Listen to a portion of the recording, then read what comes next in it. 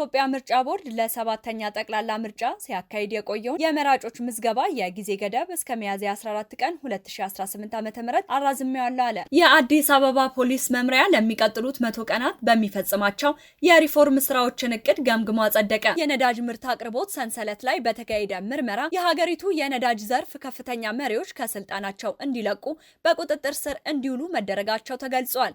የቡርኪና ፋሶ ወታደራዊ መሪ ኢብራሂም ትራኦሬ የምዕራባውያን ዴሞክራሲ ለአፍሪካ አይበጅም የሚል ሐሳብ መስጠታቸው መነጋገሪያ ሆኗል።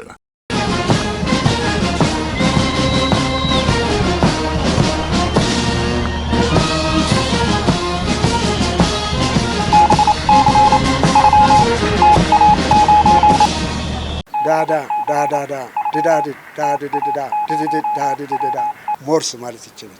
ይህ ሞርስ ነው የሚያዘጋጀው ወንድም ኢዮብ። ጤና ይስጥልኝ። ይህ በሞርስ ኮሚኒኬሽን ተዘጋጅቶ የሚቀርብላችሁ መርሃ ግብር ሲሆን በምድር ኃይል ፎሌን ሲነፋ፣ በባህር ኃይል ማስተሪንግ፣ በአየር ኃይል ፓሬድ ሲደረግ ወደ እናንተ እንዲደርስ በሞርስ የበላይ ጠባቂ የተሰናዳው የሰኞ መጋቢት 28 ቀን 2018 ዓ.ም የሞርስ ዜና እነሆ ጀመረ።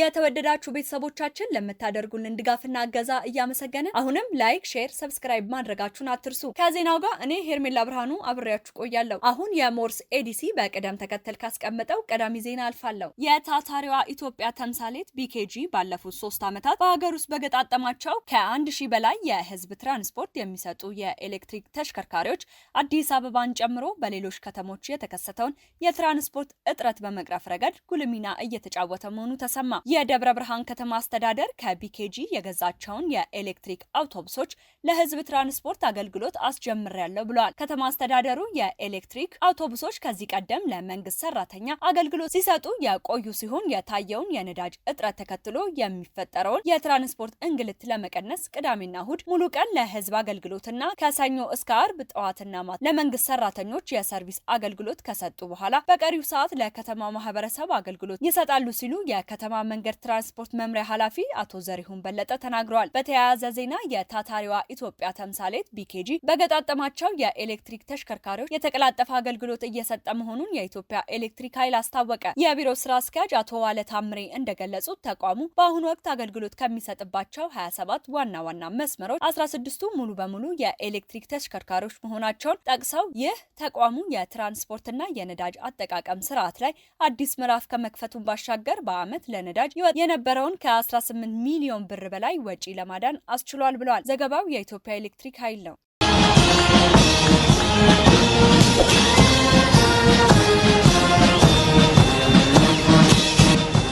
የኢትዮጵያ ምርጫ ቦርድ ለሰባተኛ ጠቅላላ ምርጫ ሲያካሂድ የቆየው የመራጮች ምዝገባ የጊዜ ገደብ እስከ ሚያዝያ 14 ቀን 2018 ዓ.ም አራዝሜዋለሁ አለ። ምርጫ ቦርዱ የምዝገባውን ጊዜ ለማራዘም የወሰንኩት የቴክኖሎጂ አጠቃቀም ሂደትን ይበልጥ ለማቀላጠፍ የኔትወርክ ችግር በነበረባቸው አካባቢዎች ወደ ማኑዋል ምዝገባ ለመቀየርና በትራንስፖርት ምክንያት የምዝገባ ቁሳቁስ ዘግይቶ የደረሳቸውን ቦታዎች ታሳቢ አድርጌ ነው ብለዋል። ቀደም ሲል እስከ መጋቢት 28 ቀን 2018 ዓ.ም እንዲጠናቀቅ ታቅዶ የነበረው ይህ ምዝገባ አሁን በተደረገው ማራዘሚያ መሰረት 2 የበዓል ቀናትን ሳይጨምር እስከ ሚያዝያ 14 ድረስ ለተጨማሪ ቀናት የሚቀጥል ይሆናል።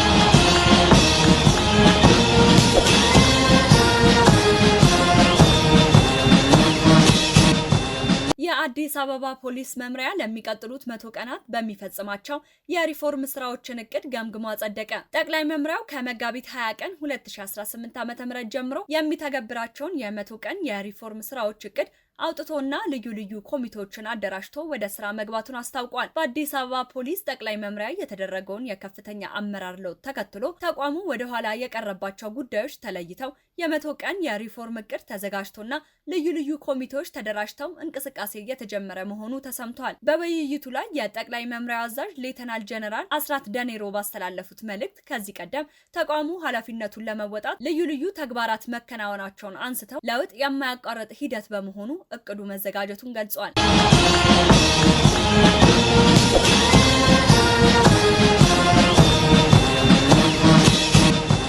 በሀገር ውስጥ መድኃኒትን የማምረት አቅም ወደ 44 በመቶ ማሳደግ መቻሉን ጠቅላይ ሚኒስትር ዶክተር አብይ አህመድ ገለጹ። ጠቅላይ ሚኒስትሩ ይህንን ያሉት በአርማወር ሃንሰን የምርምር ተቋም ቅጥር ግቢ ውስጥ የተገነባውንና በዘመናዊ ቴክኖሎጂ የተደራጀውን የምርምር ማዕከል መርቀው በከፈቱበት ወቅት ነው። ጠቅላይ ሚኒስትሩ በንግግራቸው እንደ መኪናና አውሮፕላን ያሉ ቴክኖሎጂዎች ባይኖሩ ሀገር ልትቀጥል ትችላለች፣ ምግብ፣ ልብስና መድኃኒት ግን የሰው ልጅ መሰረታዊ ፍላጎቶች በመሆናቸው በእነዚህ ዘርፎች ራስን አለመቻል የሀገርን ሉዓላዊነት ጥያቄ ውስጥ እንደሚከት አስገንዝበዋል። የኮሮና ወረርሽኝ በወቅቱ ያስከተለው ተግዳሮትና መድኃኒት ከውጭ ለማግኘት የነበረው አደጋች ሁኔታ ኢትዮጵያ በእነዚህ 3 ቁልፍ ዘርፎች ራሷን ለመቻል ቁርጠኛ አቋም እንድትይዝ ትልቅ መነሳሳት መፍጠሩን አስታውሰው በባለፉት ጥቂት ዓመታት በመድኃኒት ምርት ዘርፍ ለውጥ መመዝገቡን ጠቅሷል።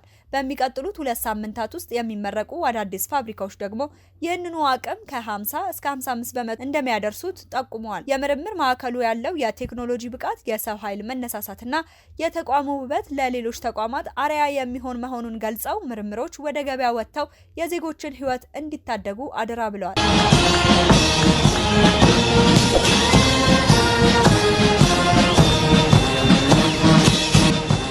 በልዩ ዘመቻዎች እዝ ማሰልጠኛ ማዕከል የልዩ ኃይል ጸረ ሽብር ትምህርት ቤት ለ1 ዓመት ተኩል ያሰለጠናቸውን የልዩ ኃይል ጸረ ሽብር አባላት አስመረቀ። በዕለቱ ለተመራቂዎች የመምሪያ ንግግር ያደረጉት የልዩ ዘመቻዎች እዝ አዛዥ ሌተናል ጀነራል ሹማ አብደታ ልዩ ኃይል ጸረ ሽብር የሰራዊት ዋነኛ ኃይል መሆናቸውን በመግለጽ ይህንን ኃይል ከሌላ ጊዜ በላቀ ደረጃ በማሰልጠን ለምረቃ ማብቃት መቻሉን ተናግረዋል። እጅግ ፈታኝና ውስብስብ በሆነ ወታደራዊ ስልጠና ውስጥ በማለፍ አሁን የተመረቁ የልዩ ኃይል ጸረ ሽብር አባላት ሌሎች የሰራዊት ክፍሎች መፈጸም የማይችሉትን ድንበር ተሻጋሪ ግዳጆች ጭምር የመፈጸም ብቃት መጎናጸፉን አረጋግጧል። ለተመራቂዎች ስለ አካባቢያዊ፣ ሀገራዊ፣ አሁናዊ ሁኔታ በማብራራት የልዩ ኃይል ጸረ ሽብር አባላት በሰለጠኑት ልክ የሚሰጣቸውን ሀገራዊ ግዳጅ እጅግ በላቀ ደረጃ በመወጣት ብቃታቸውን በተግባር ለማረጋገጥ መዘጋጀት እንዳለባቸው አሳስበዋል። የስልጠናውን ሪፖርት ያቀረቡት የትምህርት ቤቱ አዛዥ አለቃ ተክላይ አጸብርሃን ሰልጣኞች በነበረው የስልጠና ሂደት የልዩ ኃይል ጸረ ሽብር አባል ሊኖረው የሚገባውን ብቃት መላበሳቸውና ይህም በተደረገው ልዩ ስምሪት ጭምር መረጋገጡን አብራርቷል። ዘገባው የአብዱራህማን ሐሰን ነው።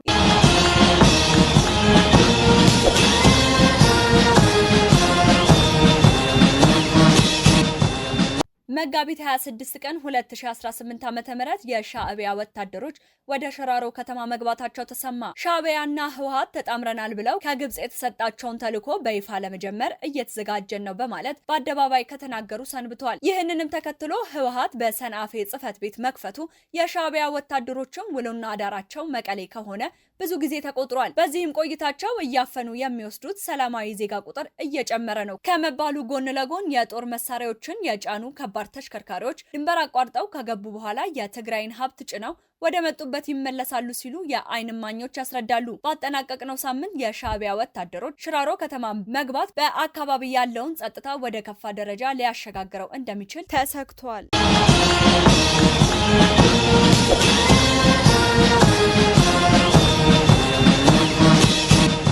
ኢትዮጵያ የባህር በር ለማግኘት የምታደርገው ጥረት ተገቢና የሚደነቅ መሆኑን በኢትዮጵያ የኢራን እስላማዊ ሪፐብሊክ አምባሳደር አሊ አክባር ራዛኒ ገለጹ። አምባሳደሩ ከአሃዱ መድረክ ጋር በነበራቸው ልዩ ቆይታ እንደተናገሩት የኢትዮጵያ መንግስት በሰላማዊ መንገድ በድርድር የባህር በር ለማግኘት የሚያደርገው እንቅስቃሴ ለቀጠናው መረጋጋትና ለሀገሪቱ የኢኮኖሚ እድገት ወሳኝ ነው። አምባሳደሩ በሰጡት ማብራሪያ የኢትዮጵያ ወቅታዊ የኢኮኖሚ አቅምና የህዝብ ብዛት የባህር በር መዳረሻ እንዲኖረው የሚጠይቅና የሚመጥን መሆኑን አስረድቷል። መንግስት ጥያቄውን በሰላማዊ መንገድ ለመፍታት የሚያሳየው ፍላጎት የሚያስመሰግን ተግባር መሆኑን ገልጸው ሂደቱ በድርድርና ለሀገሪቱ ዋስትና በሚሰጥ መልኩ መከናወኑ አስፈላጊ መሆኑን ጠቁመዋል። ይህም ለቀጠናው ትብብርና ለኢኮኖሚ ትስስር የላቀ ፋይዳ እንዳለው አመላክቷል። ኢትዮጵያ የባህር በር ጥያቄዋ በሰላማዊ መንገድ እንዲፈታ የምታደርገው ዲፕሎማሲያዊ ጥረት በቀጠናው ለሚፈለገው የኢኮኖሚ ትስስር አዎንታዊ ሚና እንደሚኖረው ይታመናል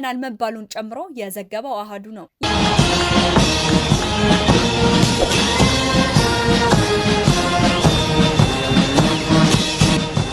የተወደዳችሁ ቤተሰቦቻችን ለምታደርጉልን ድጋፍና እገዛ የሞርስ የበላይ ጠባቂ ኤዲሲው ምስጋናውን አቅርቦላችኋል። አሁንም አዳዲስ ቤተሰቦችን እንድናፈራ ላይክ፣ ሼር፣ ሰብስክራይብ ማድረጋችሁን አዘንጉ። ወደ ውጭ ዜና አልፋለሁ። በኬንያ የነዳጅ ምርት አቅርቦት ሰንሰለት ላይ በተካሄደ ምርመራ የሀገሪቱ የነዳጅ ዘርፍ ከፍተኛ መሪዎች ከስልጣናቸው እንዲለቁ በቁጥጥር ስር እንዲውሉ መደረጋቸው ተገልጿል።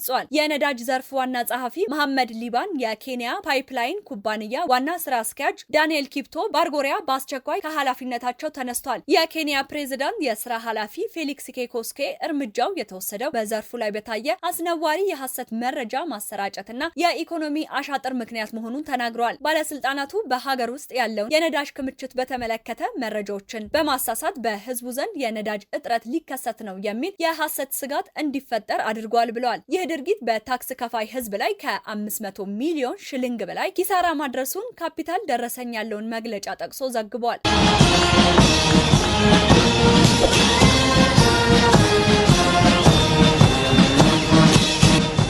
ምዕራባውያን ዲሞክራሲን ለማስፈን በሞከሩባቸው ሀገራት ሁሉ ውጤቱ ደም መፋሰስ ብቻ ነው አሉ የቡርኪና ፋሶ ወታደራዊ መሪ ኢብራሂም ትራኦሬ።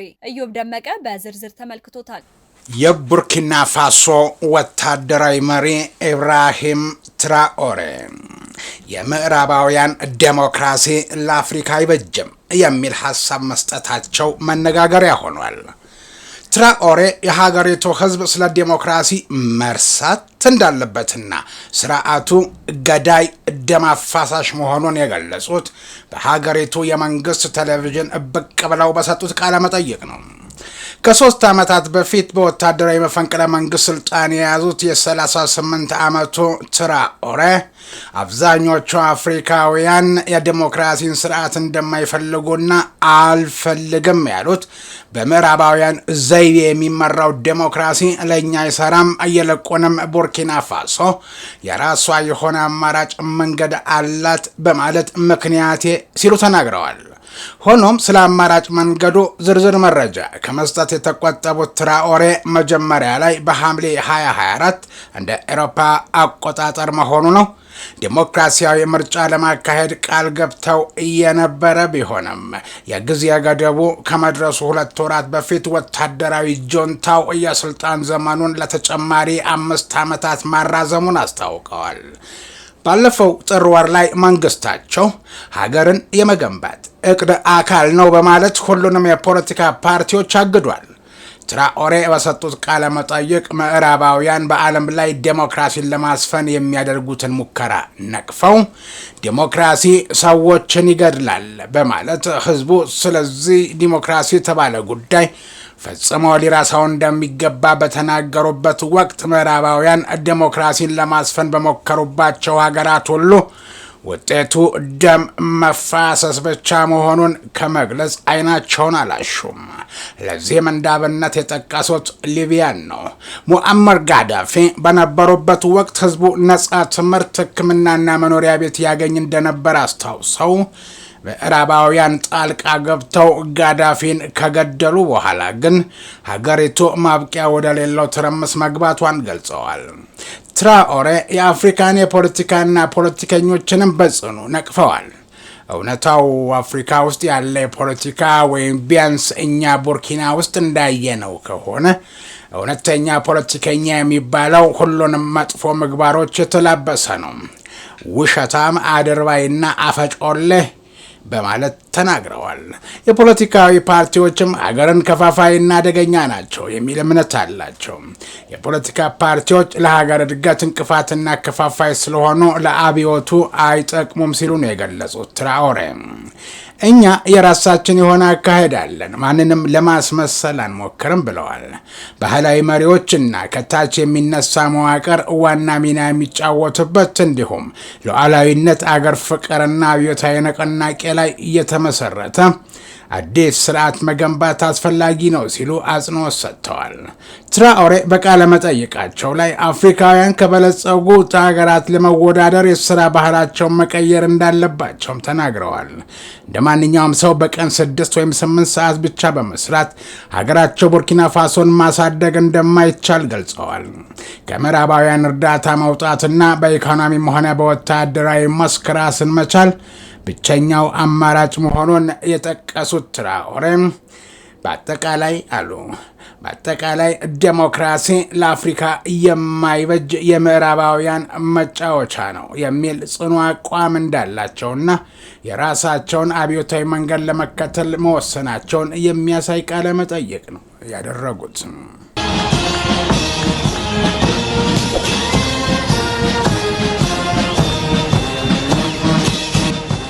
የሟች የኢራን አብዮታዊ ጥበቃ ዘብ ጄኔራል ቃሲም ሱሌይማን የቅርብ ዘመዶች በቁጥጥር ስር መዋላቸውን የአሜሪካ የውጭ ጉዳይ ሚኒስቴር አስታወቀ። የውጭ ጉዳይ ሚኒስትሩ ማርኮ ሩቢዮ በኤክስ ገጻቸው ባወጡት መግለጫ ሱሌይማኒ አፍሻር እና ሴት ልጇ በዩናይትድ ስቴትስ በቅንጦት የሚኖሩ የግሪን ካርድ ባለቤቶች መሆናቸውን ገልጿል። እዮብ ደመቀ የቢቢሲን ዘገባ እንደሚከተለው ያቀርባል። የሟቹ የኢራን አብዮታዊ ጥበቃ ዘብ ጄኔራል ቃሲም ሱሌይማኒ የቅርብ ዘመዶች በቁጥጥር ስር መዋላቸውን የአሜሪካ ውጭ ጉዳይ ሚኒስቴር አስታውቋል።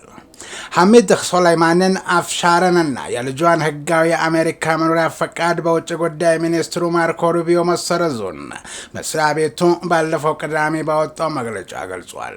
የሱሌይማኒን ልጅ ግን የውጭ ጉዳይ ሚኒስቴርን ክስ አስተባብላ የታሰሩት ግለሰቦች ከአባቷ ጋር ምንም ግንኙነት እንደሌላቸው ነው የተናገረችው። የኢራን ከፍተኛ የጦር አዛዥ የነበሩት ሱሌይማኒን በወቅቱ የአሜሪካ ፕሬዝዳንት በነበሩት ዶናልድ ትራምፕ ትዕዛዝ በ2020 ኢራቅ ውስጥ በተፈጸመው የአሜሪካ የአየር ጥቃት ተገድለዋል። በሩቢዮ በማህበራዊ ሚዲያ ላይ በተለጠፈ ጽሑፍ ሁለቱ ሴቶች በአሜሪካ የኢሚግሬሽንና የጉምሩክ አስከባሪ ኃይል ወይም አይስ ቁጥጥር ስር እንዳሉና ከአገሪቱ እስኪባረሩ እንደሚቆዩ ነው የተነገረው።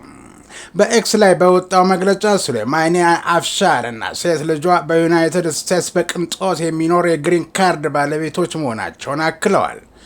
በ2015 ወደ አሜሪካ በቱሪስት ቪዛ ከገቡ በኋላ ሱሌይማኒ አፍሻር በ2019 ጥገኝነት አግኝተው በ2021 የግሪን ካርድ ባለቤት ሆነዋል ሲል የአሜሪካ የአገር ውስጥ ደህንነት መምሪያ ለቢቢሲ የአሜሪካ አጋር ሲቢኤስ ኒውስ በሰጠው መግለጫ ገልጿል። በ2025 የዜግነት ማመልከቻ ሲያቀርቡ የግሪን ካርዳቸውን ከተቀበሉ በኋላ 4 ጊዜ ኢራንን እንደጎበኙ መግለጻቸውን መምሪያው አስታውቋል። ወደ ኢራን ያደረገቻቸው ጉዞዎች የጥገኝነት ጥያቄዎቿ ማጭበርበር ያለባቸው መሆናቸውን ያሳያል ሲልም ገልጿል።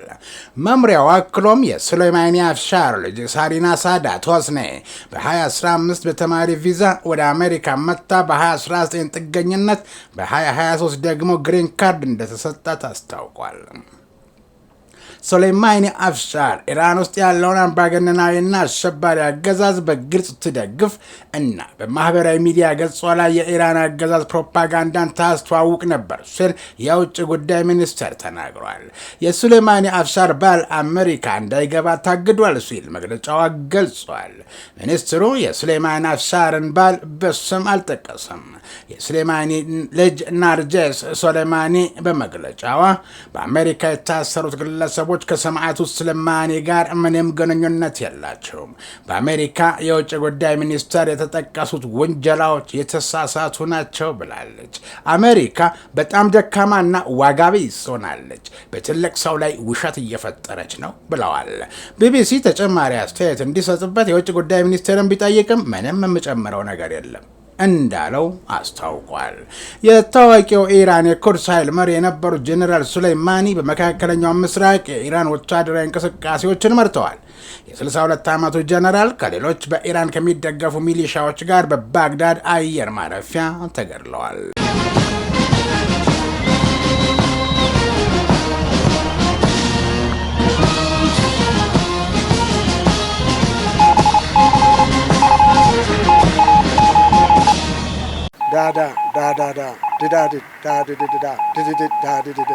ሞርስ ማለት ይችላል።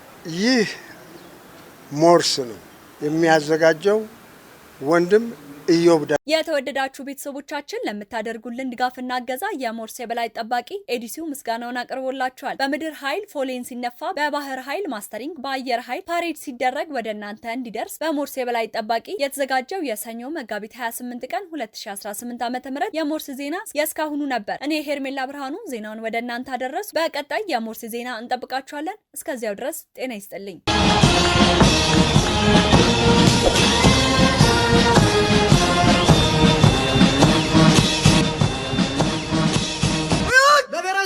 ክብር ሰላም